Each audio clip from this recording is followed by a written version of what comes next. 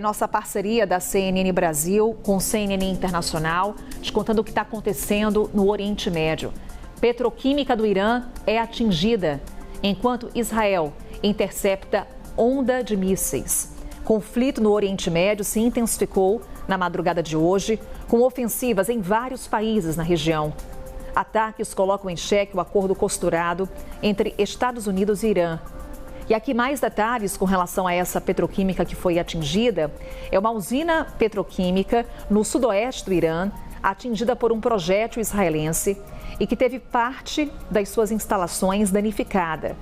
O vice-governador responsável pela segurança da província de Khuzestão foi quem trouxe essa informação, de acordo com a agência de notícias iraniana. O ataque à petroquímica foi nessa madrugada e também confirmado pela Força Aérea Israelense. Num comunicado no X, os militares afirmaram que vários alvos no complexo petroquímico foram atingidos. Já a Guarda Revolucionária do Irã afirma que lançou ataques contra bases aéreas israelenses em resposta a um ataque a instalações de radar no Irã. E aqui tem todo o desdobramento já, inclusive sobre o que disse Donald Trump, o que vem dizendo Benjamin Netanyahu. Nesse momento, vale destacarmos que antes dessa ofensiva, o presidente dos Estados Unidos disse que o primeiro-ministro de Israel, Benjamin Netanyahu, não dá as cartas e teria que aceitar um acordo com o Irã, reforçando o seu desejo de encerrar o conflito. Trazendo imagens do site de rastreamento Flight Radar, vamos já colocar em tela para te mostrar, olha só, os aviões desviando do Irã, do Iraque e da Síria, após a nova escalada do conflito. Vale destacar que o Irã suspendeu todos os voos no aeroporto de Teherã em meio à troca de ataques com Israel, segundo a mídia estatal. Síria e Iraque fecharam temporariamente o espaço aéreo por motivos de segurança. A medida deve valer por 12 horas na Síria e por 72 horas no Iraque. E em Israel, moradores buscaram abrigo depois que sirenes soaram por causa dos mísseis lançados pelo Irã. Os alarmes dispararam em todo o país, incluindo Jerusalém e Tel Aviv. Escolas fecharam. A Embaixada dos Estados Unidos em Jerusalém orientou todos os funcionários do governo americano e familiares a ficarem em casa. É aí o momento, então, em que a população vai para os abrigos subterrâneos, justamente por conta dos disparos do Irã em direção ao território israelense. E os Houthis, grupo do Iêmen apoiado pelo Irã, afirmaram que vão proibir a navegação marítima de Israel pelo Mar Vermelho. Isso acontece após a troca de ataques entre Teherã e Israel. O grupo também informou que atacou o país. As Forças Armadas israelenses ativaram sistemas de defesa aérea para interceptar um míssil, que foi identificado depois de ser lançado do Iêmen. Esse é o primeiro ataque do país contra Israel desde o início do cessar-fogo na região, em abril. E tudo isso está mexendo o quê? Com a cotação do barril do petróleo. Estou já com o Gabriel Monteiro aqui ao meu lado, está de olho na cotação internacional do barril tipo Brent. Tivemos já uma alta, né? Assim que essas ofensivas foram confirmadas, esses ataques aconteceram, já tivemos ali uma alta, mais uma vez, da cotação do barril do petróleo, que já está em níveis acima do que o mercado estava trabalhando meses atrás, Gabriel. O que a gente tem de atualização de momento e o quanto que também esse olhar agora para o Mar Vermelho está despertando as atenções internacionais? Perfeito, Carol. Nós já temos alta, inclusive estou com o meu telefone aqui para atualização em tempo real. Petróleo tipo Brent, que é aquele que a gente usa como base de cálculo aqui no Brasil, a principal referência de petróleo no mundo, ele está subindo hoje estava subindo, pelo menos há poucos instantes atrás, cerca de 4% para $96 por barril. Agora a alta é um pouco menor, 1,5%. Então muito volátil o preço do barril de petróleo nesta manhã, totalmente refém do que acontece no Oriente Médio, a estes ataques e a estas ameaças. Inclusive o Irã falou em fechar o estreito de Bab el-Mandeb, que é o estreito que liga o Mar Vermelho ao Golfo de Aden e é a principal rota de abastecimento da Europa, porque é pelo Mar Vermelho que se tem acesso ao canal de Suez e por conseguinte, ao mar da Europa, que vai abastecer os países ali na região. Então, o Estreito de Hormuz é um problema para petróleo e o Estreito de Bab el-Mandeb, o Mar Vermelho em si, pode ser um problema de abastecimento geral. Se essas duas rotas marítimas forem bloqueadas, e aí não só para Israel, mas para a maior parte dos países, como acontece hoje com o Estreito de Hormuz, a gente pode ter problemas graves de abastecimento de diversos produtos, efeitos inflacionários mais intensos do que apenas a alta do petróleo, porque o petróleo ele causa efeitos inflacionários de segunda ordem. Ele encarece o frete, que por consequência encarece os produtos que são transportados. Este cenário aqui, ele é terrível e ele vai em desencontro às expectativas dos Estados Unidos de que o petróleo ele cairia de forma rápida e de que o conflito seria resolvido de forma muito veloz e que esses problemas não seriam duradouros, mas petróleo nestes patamares, caso continue, e as indicações são de que sim, o conflito vai continuar, nós poderemos ter impactos muito severos para empresas de setores muito específicos. É o caso do setor da aviação. A Associação Internacional de Transporte Aéreo já indicou que o lucro das empresas deve cair pela metade neste ano por conta das consequências deste petróleo mais caro. E a Azul tem até matéria na página do CNN Money em destaque hoje, aumentou já em 20% as suas tarifas e está com uma série de cidades aqui no Brasil que devem ter rotas aéreas cortadas pela companhia por conta do custo do petróleo. Então isso vai ser fatal para empresas de frete, para empresas de transporte aéreo, de transporte marítimo e pode beneficiar muito as empresas que produzem petróleo. As petroleiras aqui no Brasil a gente tem a Petrobras.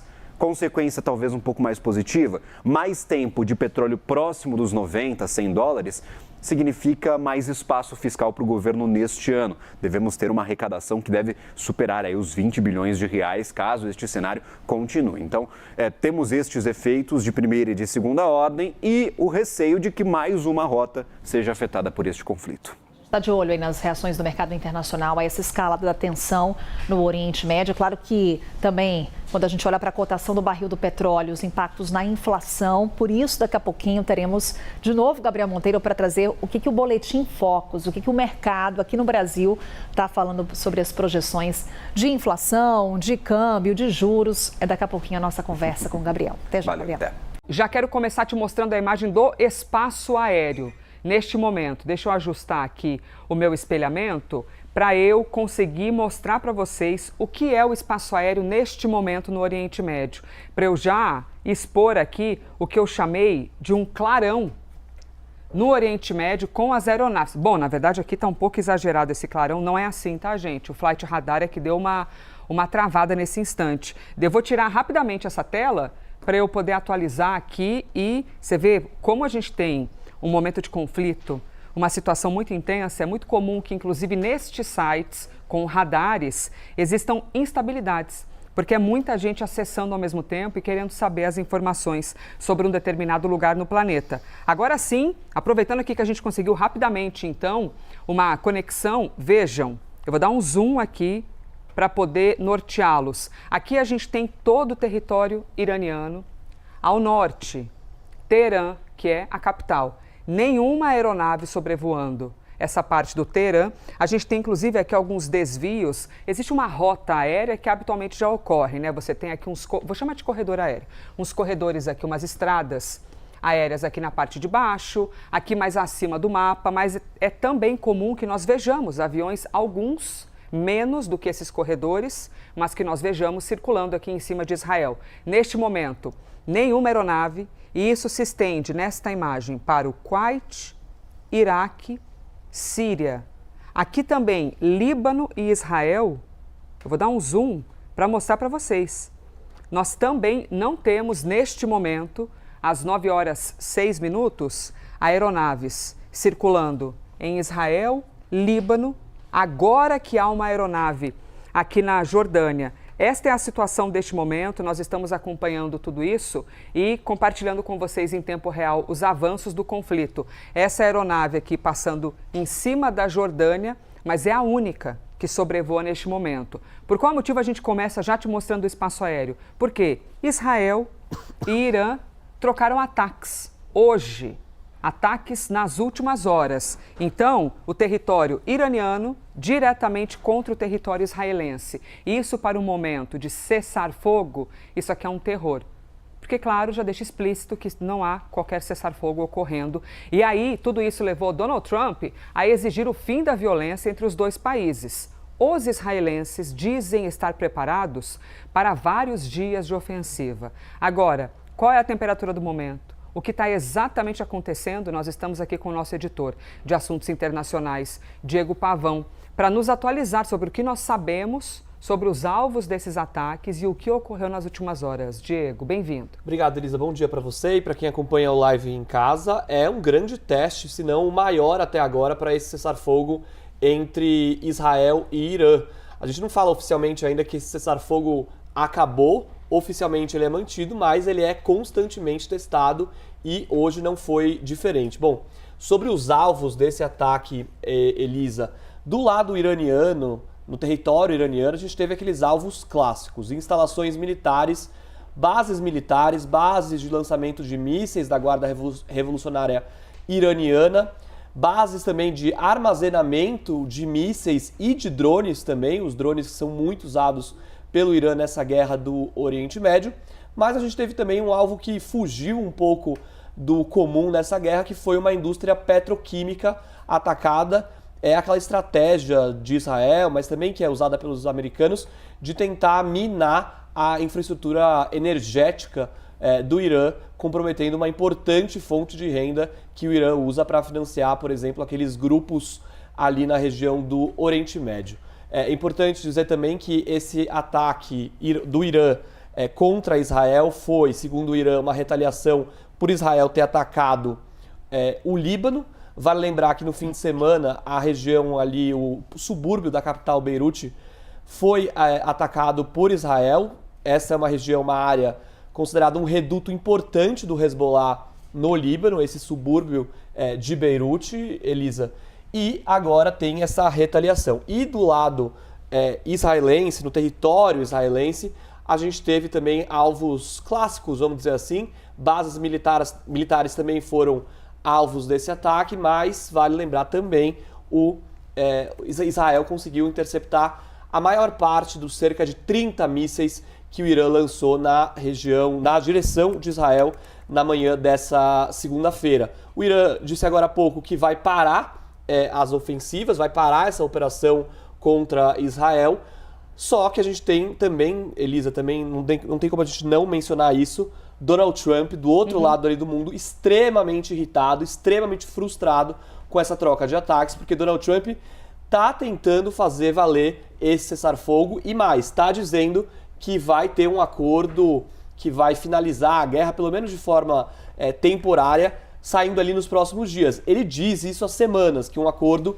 está muito perto. Até agora, a gente não viu acordo nenhum se concretizar. O que a gente tem visto, né? O que a gente vê agora... 100 dias, né, de conflito. Completamos aqui nos últimos dias recentemente 100 dias já de conflito, com uma pressão gigantesca em cima de Donald Trump para que esse conflito acabe. É isso, Elisa. A gente tem que também olhar a pressão interna que esses líderes também sofrem. A gente tem também Netanyahu pressionado a, claro, contra-atacar o Irã, de certa forma, pressionado até pela sociedade, mas Israel quer também manter a sua parceria com os Estados Unidos, algo muito importante para os israelenses, firme. E Donald Trump, do outro lado, muito irritado com essas violações do cessar-fogo, porque isso compromete e mina as negociações entre os dois países, entre Irã e Estados Unidos. E aí a gente tem também a pressão de Donald Trump. Precisamos falar sobre isso também, Elisa. A gente tem Donald Trump querendo que essa guerra acabe para que a crise dos combustíveis, o preço dos combustíveis reduza lá nos Estados Unidos. Os americanos muito insatisfeitos com essa alta no preço dos combustíveis. E Donald Trump tem uma eleição chave nesse ano. É a eleição de meio de mandato. Daqui a mais ou menos 5 meses, em novembro, lá nos Estados Unidos, parte do Congresso, parte da Câmara e do Senado vai ser renovada. Aliás, a Câmara inteira vai ser renovada nessas eleições de meio de mandato. Uma eleição chave para Donald Trump preservar a sua governabilidade pelos últimos 2 anos de mandato que ele tem pela frente. E claro, a gente tem uma guerra que afeta a bomba de combustíveis, como eu disse, os americanos insatisfeitos com isso, e com certeza esse é um dos grandes assuntos para essa eleição, para o eleitor que vai votar nessa eleição de meio de mandato nos Estados Unidos. Nós estamos aqui ao vivo no Brasil, também conectados com a CNN nos Estados Unidos. Vou compartilhar com vocês aqui o meu espelhamento, até aproveitando aqui a presença do Diego Pavão, porque a gente tem então uma interrupção de ataques do Irã contra Israel, mas nós temos alertas sendo emitidos no Líbano, né? Então isso que gera o perigo para a população sem saber, vamos ser atacados nas próximas horas? Como é que fica isso? Agora, Diego, quero chamar a atenção contigo para as imagens que estão sendo compartilhadas, porque a gente tem a multiplicação dos problemas, dos ataques, da dor e movimento nos hospitais. Isso aqui é a imagem que está neste momento na home do site da CNN nos Estados Unidos. Aqui localizando para a gente, Tel Aviv, em Israel. Além dessa imagem, eles também estão compartilhando essa de Israel. E veja aqui que impressionante, porque você tem... Eu nem sei como eu chamo isso aqui, Diego, é um resto de algo que parece ter sido... Um míssil, provavelmente. Um projétil, né? Isso, um míssil. Exatamente. Veja aqui, isso aqui é aparentemente é uma ponte em Israel e as pessoas, as equipes de segurança, analisando essa imagem. E uma outra que eles estão exibindo as três ao mesmo tempo, né? Que eles deixam naquele carrossel. Isso. Essa imagem é inacreditável. Olha isso aqui. Eles colocam aqui como essa cidade chamada Jericó, eu não sei se lê-se dessa maneira, tá, gente? Na língua nativa. Mas isso aqui, Diego, que é uma imagem impressionante o que eles colocaram na home do site, que são as pessoas tendo ali as primeiras impressões diante do que são vestígios da guerra. Exato, é registro na Cisjordânia, de um míssil que caiu na Cisjordânia. Não dá para saber, um míssil provavelmente do Irã. Vale lembrar, como eu disse, muitos desses mísseis acabaram interceptados, tá, Elisa? A gente vê mísseis não detonados. Exatamente, ele está inteiro, né? Exatamente, muitas vezes nos mostram isso, que esse míssil foi interceptado em pleno ar, caiu sem detonar, e não dá para saber exatamente o caso desse registro, dessa foto específica. Perfeito. Mas o que a gente tem de informação é que Israel conseguiu interceptar a maioria dos cerca de 30 mísseis que o Irã conseguiu lançar. Agora a gente tem esse sinal de desescalada, né? Vale também a pena pontuar isso. O Irã dizendo que vai suspender os ataques contra Israel, ou seja, um sinal de talvez diminuir as tensões nos próximos dias nessa guerra. Agora, vale a pena a gente pontuar também que esse acordo, essa negociação para esse acordo, fica cada vez mais comprometida, né? A gente já tinha uma dificuldade muito séria em se avançar nessas negociações entre Estados Unidos e Irã por causa dos ataques de Israel contra o Líbano. O Irã diz que esses ataques, na verdade, são uma violação do cessar-fogo. O Irã, inclusive, chegou a dizer que nem conversaria mais, nem iria para a mesa de negociações se esses ataques de Israel contra o Líbano continuassem. Agora, a gente tem um ataque diretamente contra o território iraniano e diretamente contra o território israelense. Donald Trump, de novo, tentando colocar panos quentes, dizendo que os países estão muito perto de alcançar um acordo entre eles, mas até agora sem nenhuma evidência muito clara de que isso vai acontecer. E claro, né, agora tudo isso fica em xeque, em jogo, quando a gente tem esses ataques, essa nova troca de ataques entre os dois países. E o que chama atenção é que se tem o alarme sirene tocando no Líbano, é porque tem ali a possibilidade de haver um ataque. E os iranianos, Teherã dizendo que se ocorrer um ataque no Líbano, eles vão atacar de novo Israel. Então esse é o momento, é isso que está acontecendo. Após, inclusive, nós na semana passada, né, Pavão, compartilhamos o climão entre Trump e Benjamin Netanyahu. Ligação tensa, acalorada, os dois até trocaram palavrões, né? Na verdade, Donald Trump falou até palavrões nessa ligação. Trump querendo uma saída para que Benjamin pare de atacar o Líbano, mas não para, e aí o que a gente tem é a continuação do confronto que foi iniciado pelos Estados Unidos. Diego, já a gente volta a conversar, Diego Pavão, Combinado. Nosso editor aqui de assuntos internacionais, em cima dessa instabilidade, né? A dor no Oriente Médio, o problema que são esses grupos que também causam terror, Hamas, Hezbollah, e todo o nosso cenário neste momento no Oriente Médio, que em instantes eu volto a conversar contigo. Acompanhando mais ainda o que ocorre no Oriente Médio, porque ocorreu o retorno de ataques, aí depois Irã e Israel anunciaram a suspensão desses ataques entre os dois países após bombardeios e disparos de mísseis. Hoje de manhã, pelo horário de Brasília, tá? Donald Trump exigiu a interrupção da ofensiva em meio a negociações por um acordo mais amplo, que finalize essa guerra. Diego Pavão, a gente conversou na abertura do jornal. De lá para cá, nós já vimos ali um anúncio. O Irã dizendo que vai suspender se os israelenses não atacarem o Líbano. Agora, os israelenses dizendo que vamos suspender. O que é palpável? O que é real neste momento? Exato. Teve ali uma intervenção também muito clara de Donald Trump, exigindo, na verdade, que os dois países parassem esses ataques. Mas Israel atendeu um pedido do presidente americano Donald Trump para acabar com essa ofensiva. O problema é o seguinte... o Israel diz que vai parar de atacar o Irã, mas disse que não vai interromper a ofensiva contra o Líbano, que é justamente o que fez os iranianos retaliarem os israelenses na manhã de hoje, justamente por causa dessa ofensiva contra o Líbano que o Irã lançou esse ataque. Foi, na verdade, uma retaliação muito clara.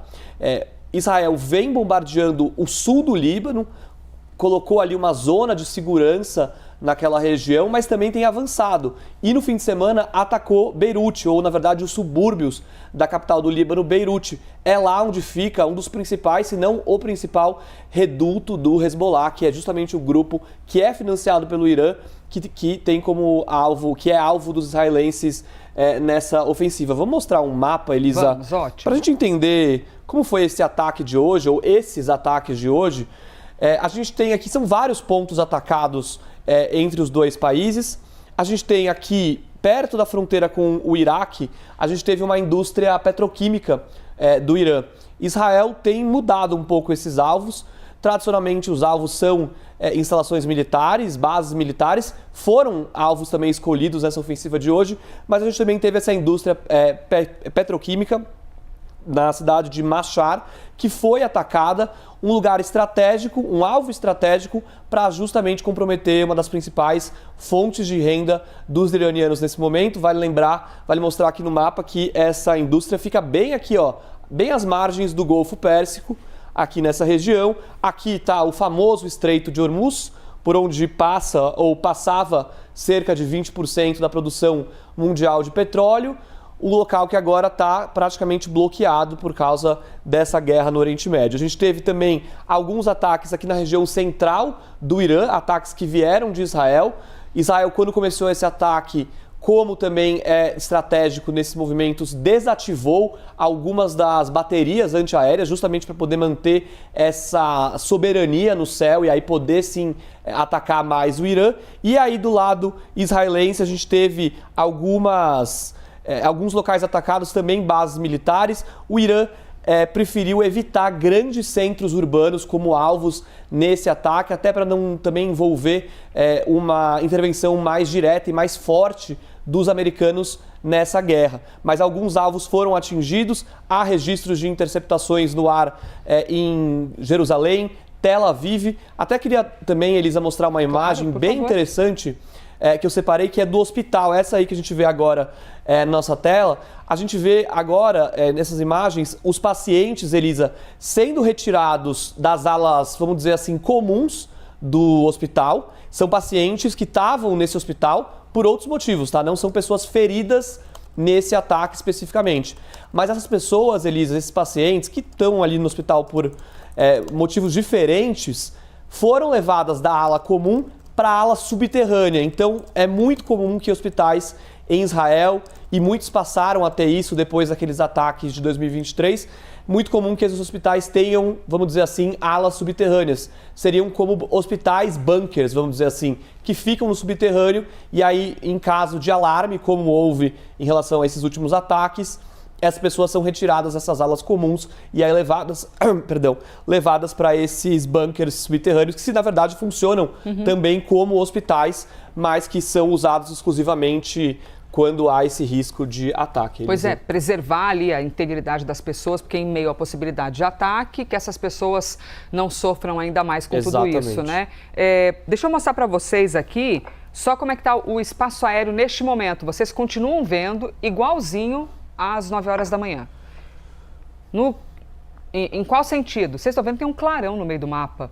Olha lá, os aviões desviando lá por cima, em cima do Afeganistão, por exemplo, vindo lá da esquerda do Azerbaijão. E aqui no lado de baixo também, passando ali, pegando um pouquinho de Jordânia, Arábia Saudita, um pouco mais distante dos Emirados Árabes, pode ver. Ah não, agora dando zoom dá para ver que no Bahrein também tem voos, tá? Em Dubai, diminuída a movimentação, mas aqui em cima, ó, Irã, Iraque, nada de avião passando por cima, é o efeito da guerra, até que se prove o contrário, né, Diego? Exato, até agora é uma questão de normalização, né? A gente tem sinais aí de uma desescalada, mas claro, tudo fica meio incerto porque a gente tem o Irã, aliás, Israel continuando os ataques contra o Líbano, Elisa. Temos nesse momento o professor de Relações Internacionais do IBMEC, Alexandre Pires, para conversar com a gente e trazer aqui uma análise, um panorama sobre o que podemos esperar com relação à guerra no Oriente Médio e sobre as tratativas entre Estados Unidos e Irã. Alexandre, mais uma vez bem-vindo aqui ao Novo Dia, CNN Brasil. Um ótimo dia para você. Obrigado, Carol. Sempre uma satisfação. Alexandre, escalada, né? A gente está acompanhando aí essa troca de ataques entre os países desde o início do cessar-fogo. Desde abril a gente não via algo desse tamanho no Oriente Médio. O quão frustrada está a expectativa de um acordo de paz entre Estados Unidos e Irã, Alexandre? Carol, o cessar-fogo de fato era bastante frágil, mas é mais frustrante ainda ver que aquilo que estava desenhado está acontecendo. Todos nós sabíamos que os próximos alvos seriam justamente esses alvos de natureza econômica, né? É isso que Israel está tentando demonstrar para o Irã. Por outro lado, nós sabemos também que essa pausa serve para você refazer, digamos, seu estoque de munições e armamentos. E é isso que o Irã está demonstrando para o mundo, dizendo o seguinte: nós temos capacidade de continuar produzindo os nossos equipamentos de defesa e estão agora tentando aumentar o poder de barganha. Ou seja, o cenário mudou e fica muito mais difícil que essa paz venha do jeito que nós estávamos esperando. E aí eu chamo a atenção também para o que disse o presidente dos Estados Unidos, Donald Trump. Coloco aqui outra reportagem do site da CNN, Alexandre. Trump dizendo que Israel e Irã devem interromper os ataques imediatamente depois dessa retomada das ofensivas. Daí o meu questionamento com relação ao que disse Donald Trump naquele recado direto ao primeiro-ministro Benjamin Netanyahu, quando ele fala, inclusive, que Benjamin Netanyahu não dá as cartas, que tem que aceitar um acordo, pedindo para que Israel não respondesse à ofensiva. Israel respondeu. O que isso significa para a relação entre Estados Unidos e Israel, essa retomada da ofensiva, apesar dos apelos de Donald Trump? Fica uma relação ainda mais tensionada e nós lembramos um outro ponto, né, Carol? Hoje também Israel disse que ele está agindo sozinho em resposta aos ataques iranianos, mas de maneira completamente coordenada com o Comando Central Americano da região, que é o CENTCOM. Então, Israel está atacando, está avisando os Estados Unidos que vai atacar, né? E, claro, por outro lado, não houve ali capacidade do governo americano de interromper essa escalada. Então, aquilo que todos temíamos, que era o fato dos interesses de Israel serem diferentes dos interesses americanos, está se confirmando agora, ou seja, Israel vai sempre priorizar a sua existência e seus interesses regionais, mesmo que isso coloque ali em xeque as boas relações que eles têm com o atual governo americano. Você coloca aí os interesses dos israelenses, os interesses dos americanos, no caso Benjamin Netanyahu, no caso Donald Trump, trazendo para a gente aqui em evidência quais são os interesses de Israel e quais são os interesses nesse momento dos Estados Unidos, Alexandre. Israel tem o que a gente chama ali de uma ameaça existencial, ou seja, para eles qualquer ataque ao seu território vai ser respondido de maneira, inclusive, desproporcional, se necessário, que é o que nós vimos aí com relação a esse ataque. Os ataques iranianos não foram efetivos, mas Israel fez um ataque efetivo e numa parte crucial, que é o petróleo do Irã. O interesse americano é normalizar a região economicamente, sobretudo ali o que nós discutimos nos últimos 2, 3 meses, Carol, que era aquela rota, né, de petróleo que vai se desenvolver do Golfo Pérsico ali, né, até passando pelo Estreito. Então, essa é a grande situação. Um quer normalizar e o outro quer manter ali sua capacidade de defesa, que é Israel. Tanto que por conta disso que estamos acompanhando, né, Alexandre, é o aumento da cotação do barril de petróleo, mais uma vez, diante dessa nova troca de ataques entre Israel e Irã. Diante do que estamos acompanhando, Alexandre, o que a gente pode já trazer de impactos nesse momento para essa retomada das ofensivas? O mercado parece que precifica que Israel vai manter uma escalada, né? O shekel, que é a moeda israelense, cai, as ações também ali nas bolsas caem, né? A gente já tem um balo ali no preço do petróleo, que já está no patamar alto, mas oscila. Então, a gente pode sim esperar que essas tensões talvez continuem ao longo da semana ou exijam, Carol, e acho que essa é a expectativa do mundo, uma ação mais contundente dos Estados Unidos para interromper essas hostilidades. É isso que nós vamos ver. Por que eu digo isso? Por que isso é algo difícil? Porque o que sobra como poder de coação dos Estados Unidos é o mesmo que o Israel usou agora, que é atingir os alvos econômicos do Irã. Então, qualquer tentativa de pressão dos Estados Unidos levaria a mais uma escalada. Como chegar ao fim desse conflito, né, Alexandre? É a pergunta que acho que o mundo se faz nesse momento. Vou até trazer aqui um outro destaque, também da CNN Internacional, que está no nosso site. O Irã acusando os Estados Unidos de serem responsáveis por ações de Israel em nova escalada. É mais uma vez essa troca direta de ataques entre Israel e Irã. Desde o anúncio do cessar-fogo, a gente acompanhava ainda uma troca de ataques entre Israel e alvos no Líbano. Era inclusive um dos empecilhos para o avanço dessas negociações. Houve um ataque de Israel a Beirute, escalando então essa ofensiva militar. Irã atacando Israel e Israel respondendo, também atacando alvos no Irã. Como chegar num acordo de paz diante desse cenário, Alexandre? É uma situação extremamente difícil, né? Ainda mais quando o Líbano entra na equação. Por quê, Carol? No final desse ano, as forças de paz das Nações Unidas que estão no Líbano já há muitos anos, elas deixam de exercer ali a sua ação. Então, aquela área sul, que a defesa deveria ser exercida aí por essas forças de paz junto com o exército libanês, vão deixar de existir e vai ficar um vácuo, né? Em um vácuo que o Hezbollah já tem dominado, já tem explorado. Então, há uma expectativa por parte do Irã e do mundo de que Israel vai sim, por motivos estratégicos, manter uma ocupação ali. E se isso entra na conta, como nós estamos falando, essa paz fica cada vez mais distante, porque o Líbano é a fronteira norte de Israel. Ou seja, para Israel é uma outra questão, né? Não tem nada a ver com o Irã. Só que o Irã são todos esses seus proxies ali, os seus grupos de apoio na região sendo atacados e totalmente neutralizados. E isso impede que os Estados Unidos consigam resolver essa situação com facilidade.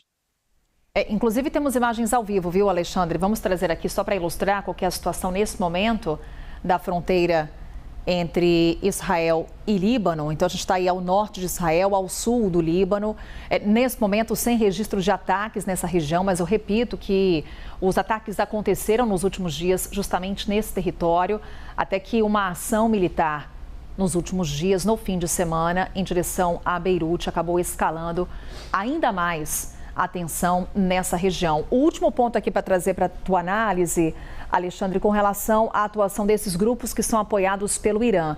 A gente olha para o Líbano, no caso Hezbollah, mas a gente também olha para os Houthis, na região ali do Iêmen. O quanto que essa escalada da tensão na região pode fazer com que esses grupos também se mobilizem e essa ofensiva se torne ainda maior? Carol, você citou os dois grupos mais fortes militarmente, né? Os Houthis estão preservados por enquanto, ainda que haja ali uma vontade de desarticulá-los, inclusive pela Arábia Saudita, mas o Hezbollah vem mostrando não só resiliência, mas com uma certa eficiência, né? Ou seja, ele continua fazendo ataques, né? A fronteira, o Israel empurrou ali a sua ação militar para dentro do território libanês, numa escala de mais de 10 quilômetros, e mesmo assim eles continuam ameaçando as vilas ao norte. Hoje é importante lembrar que os hospitais foram operar no subterrâneo ali do Israel, as escolas estão fechadas, então essa capacidade de manter o Israel em estado de alerta já é uma vitória para o grupo, né? E claro que o Irã quer isso porque isso aumenta o poder de barganha, né? Então esses grupos não estão sendo desarticulados como se esperava. E há uma tendência, sim, né, deles terem alguma rota ali muito forte de abastecimento. Inclusive, nós não sabemos de onde está vindo, né? Se o Iraque, as milícias xiitas iraquianas estão atuando, né? O quanto que a Síria, sob novo governo, está ainda permitindo a passagem. Então, é um cenário novo, inteligência está sendo coletada para descobrir o que acontece, né? Para tentar, de fato, tirar algumas peças do tabuleiro para que a negociação seja só sobre o Estreito de Hormuz, sobre o Golfo Pérsico e sobre o Irã. Alexandre Pires, professor de Relações Internacionais do IBMEC, nessa conversa aqui com a gente. Alexandre, mais uma vez, muito obrigada e até uma próxima. Carol.